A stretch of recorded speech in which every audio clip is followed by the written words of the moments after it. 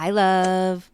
Today we are talking about codependency and the codependency triangle or the victim triangle.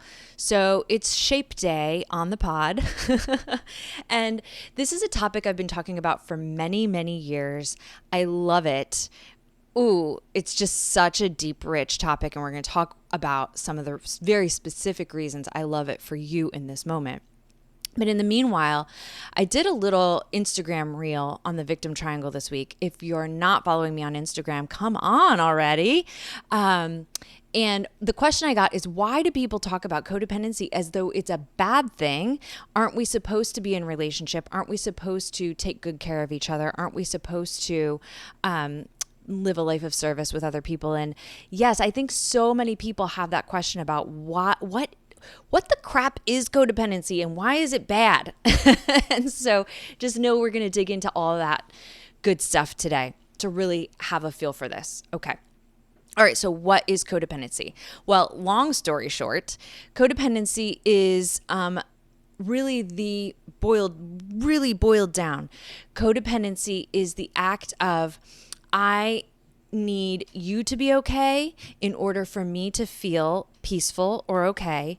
And you need me to be okay in order for you to feel peaceful or okay, right? So it's this idea of people pleasing in order to avoid a feeling of rejection or abandonment, that I'm going to keep the peace at all costs, or I'm going to go through this kind of series of behaviors in order to feel close or connected to you. And it's not always done through people pleasing. Actually, sometimes it's done through conflict, but it's all a whole series of behaviors in order to maintain a sense of connection, so that I don't feel abandoned or rejected. Because if I feel abandoned or rejected, then life feels really big and scary. I feel alone and I don't know what to do with my hands.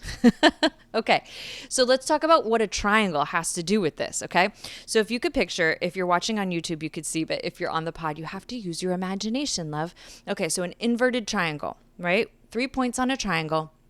And I want you to think, if we bisected this triangle in half, top to bottom, the bottom point would be victim, which is a feeling of less than, not as good as, right? Now, I know, just like that, you got a shot to the heart, right? You're like, oh, I have felt less than, not as good as, right? And in the top half of the triangle, we have rescuer and persecutor, which feels better than. I am better than you. Ooh, and I know you just got your second shot to the heart because I know you have felt comfortable in that feeling from time to time also, especially as it relates to your ex. Am I right? So in this triangle, there are these 3 points. Victim feels less than, rescuer and persecutor feel better than. And the thing is we all have a spot on the triangle where we feel more at ease, where we spend more time. And we all get on this triangle every single day. So I am not just calling you out, love. This is a human behavior pattern that we all do. And the goal is to learn how to do it less or do it differently, right? And so when you're on the triangle, you inevitably move around all 3 points. And when we are in power struggle with somebody else, they are also on the triangle dancing around their 3 points, right? So think of it like this. Let's say you're on this triangle and you're coming from a place of, I feel less than, I don't feel good about myself. And so you get this bright idea. I know what to do. I'm going to go do something really good for somebody else so that I can feel better about myself, right? And so this is where people are like, well, what's wrong with that, Dawn? That seems like a sound strategy. And that's not wrong, right? So I'm going to go rescue, air quotes, right, somebody else so that I can feel good about myself. Okay, great. Now, let's say I do that a lot, and now I start to feel burnt out or like taken advantage of, or like maybe I've lost track of my own needs in that process. And now, out of my resentment and my exhaustion, I'm pissed that you keep letting me take care of you and you're not taking care of me. Zoop, I shift right over to persecutor. Why don't you care about me? What is wrong with you that you are such a POS and you don't care about other people and you don't notice my needs, and right? And now we've shifted from started in victim up to rescuer over to persecutor. And then let's say we get into some power struggle with persecutor and somebody's like, well, you didn't, and then eventually that fight, the energy shifts and then we're like, oh shit, I took it too far. And now we're back down to feeling in victim, like, oh, I'm not good enough. I really screwed up here, right? I took it too far. I hurt you. Whatever. And then we're back down in that low, I'm not as good as spot. So notice that each of these 3 spots on the triangle, they're not from a sense of grounded worthiness where it's like, I know who I am. I know my purpose. I know that even if I'm feeling less than, that's just a feeling. It's not true. We can separate the truth from a passing emotion or a passing thought. And we don't necessarily have to get hooked onto the triangle in order to prove ourselves or to please somebody else or to make somebody else feel small so that I can feel big, right? So we also do this triangle pattern inside of ourselves, right? So I want you to think about the times that you really feel genuinely like, wow, I am not good enough and I can't do this thing. And that feels very, very true within yourself. And then maybe to avoid feeling like you're not good enough, you then have 3 glasses of wine and a scroll on Instagram to quote unquote rescue yourself from having to do the hard work of either finding your true sense of worth and purpose or transmuting those feelings of not good enough. And so then you rescue yourself by doing all this avoidance behavior or this numbing behavior, right? And then when you feel disgusted with yourself from doing all of that avoidance behavior, you shift on over to persecutor and you start beating yourself up for what you're not doing well enough in persecutor. And you're like really, being cruel to yourself with your negative self-talk. And then that just reinforces you dropping into victimhood and saying, see, I really am not good enough and I'm never going to feel differently than this. So this is a cycle that is a vicious cycle. It's also been known as the shame generating machine, this codependency or victim triangle, right?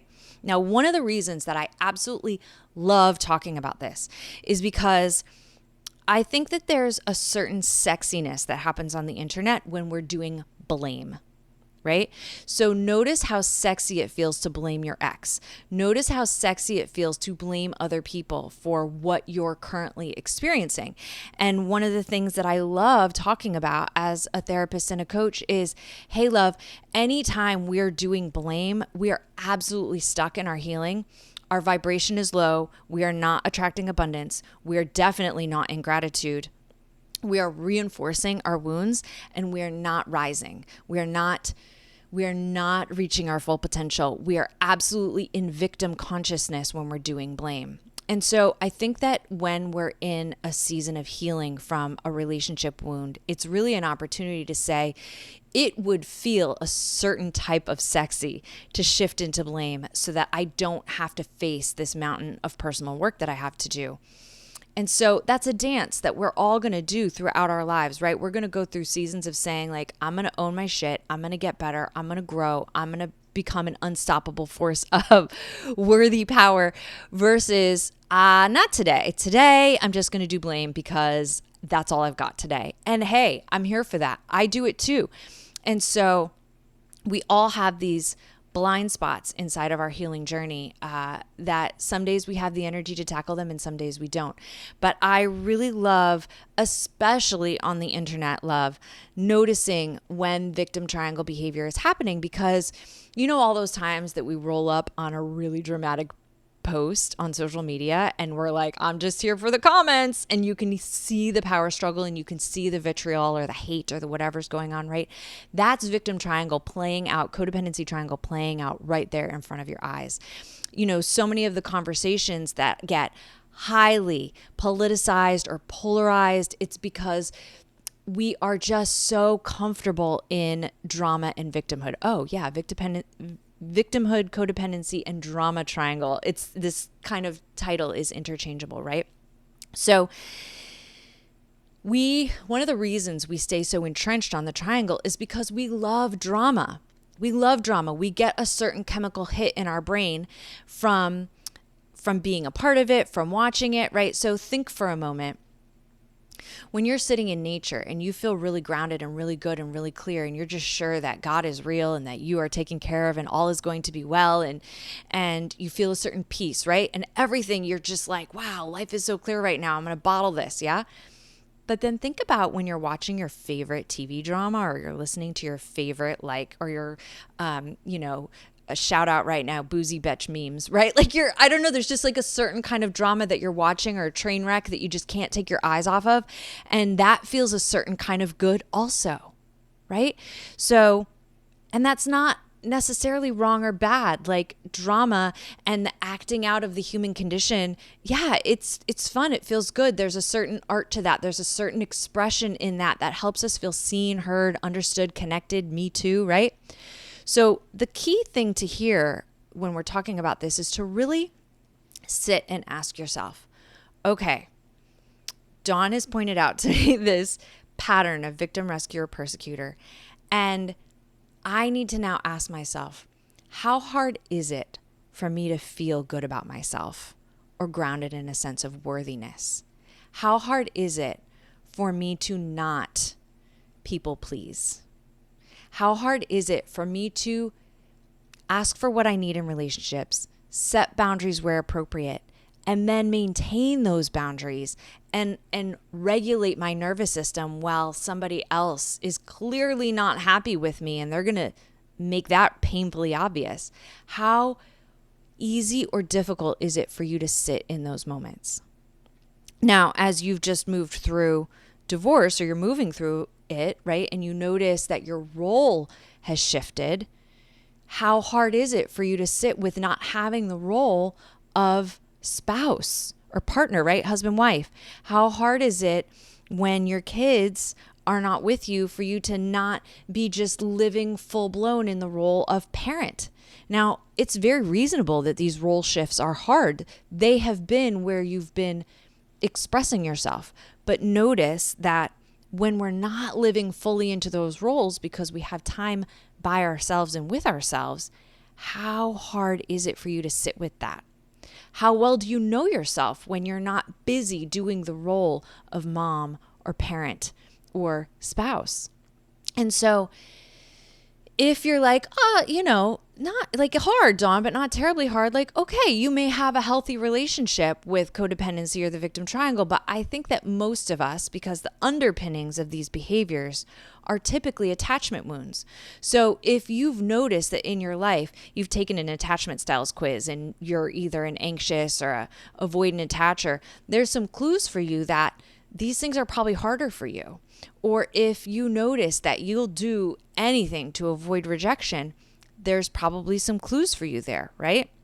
And so the underpinnings of codependency being these typically attachment wounds, because at some point in our lives, we got the memo that, hey, you should make me feel better about myself. You should help me feel okay in this moment, and you should do that at all costs, right? We've all gotten kind of lost in that. I especially think that when we've come up in a certain generation that was like kind of patriarchal, right? Or like really a people-pleasing generation, a perfectionist generation where it should look good, it should sound good, it should have a certain perfectionism to it, right? And so what we're talking about in shifting off the triangle to a grounded sense of worthiness is pursuing worth over perfection.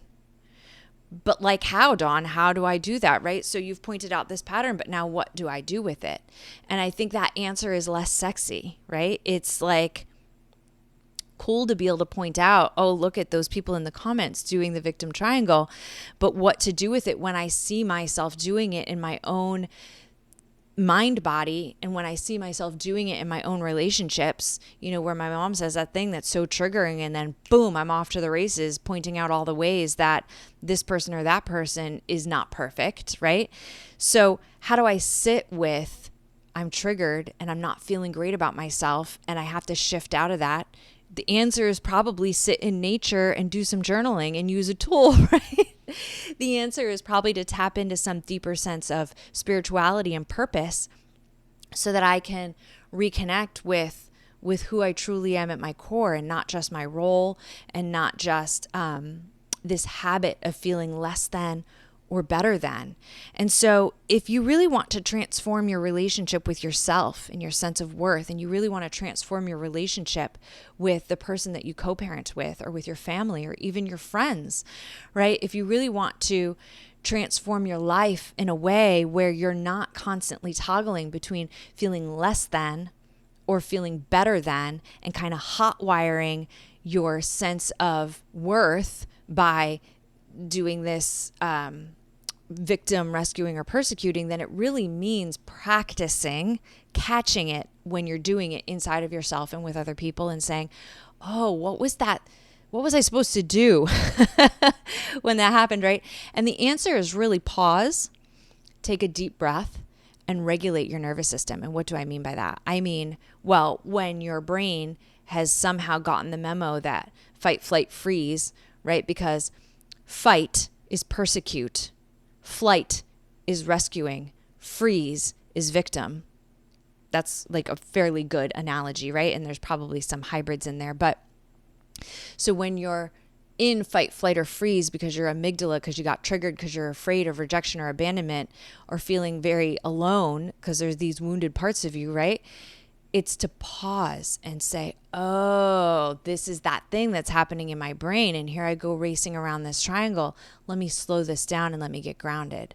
Let me use a tool. Let me shake it out. Let me do some deep box breathing. Let me see if I need to schedule a session with my therapist or with my coach, or I need to go take a yoga class, or I need to go outside, or I need to do a tapping video in the bathroom stall at work, and or I need to take an ice bath, or I need to do some humming, because humming is very, very grounding. It helps that amygdala, that nervous system, say, oh, actually a tyrannosaur can't probably be chasing me if I have the bandwidth to hum a happy tune right now, right?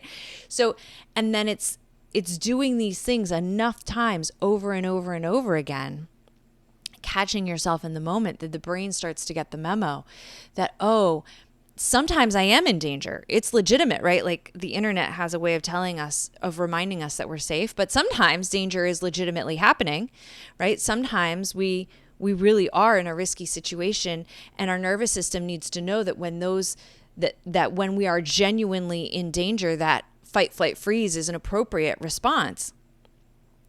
But we're not always good at differentiating when we're not actually in danger and when we're having a trauma response, which is something happened a long time ago, but the brain is re-experiencing it as though it is happening right now.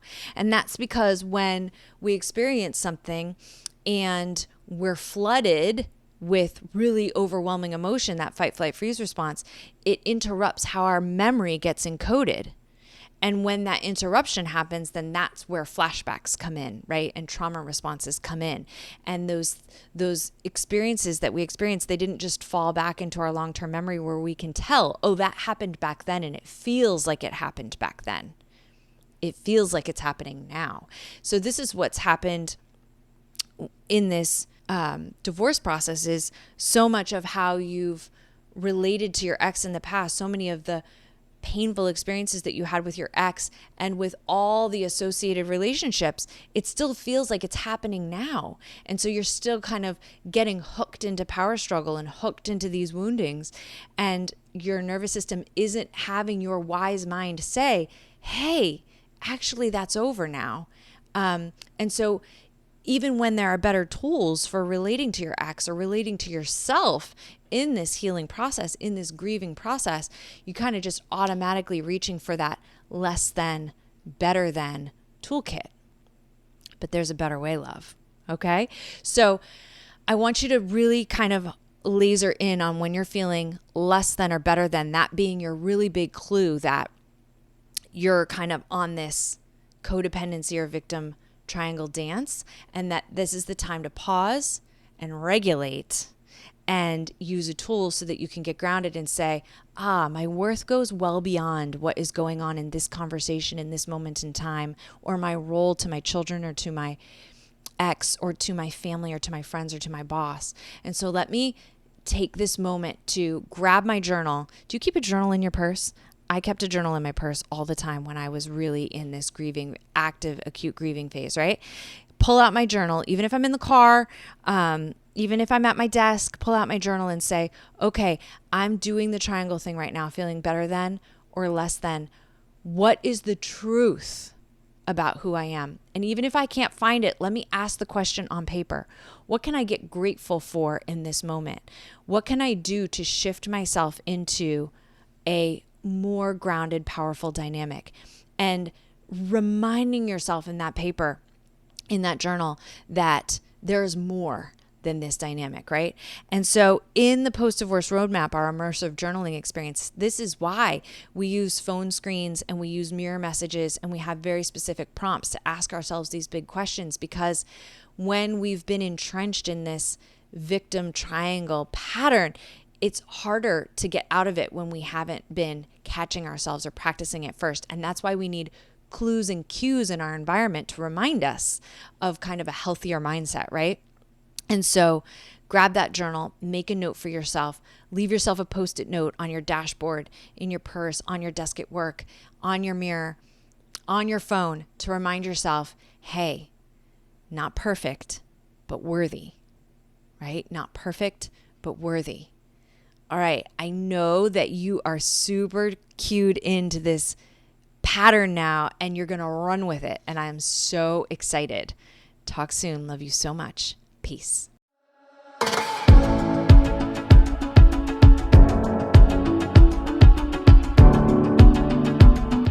Dear Divorce Diary is a podcast by my coach Dawn. You can find more at mycoachdawn.com.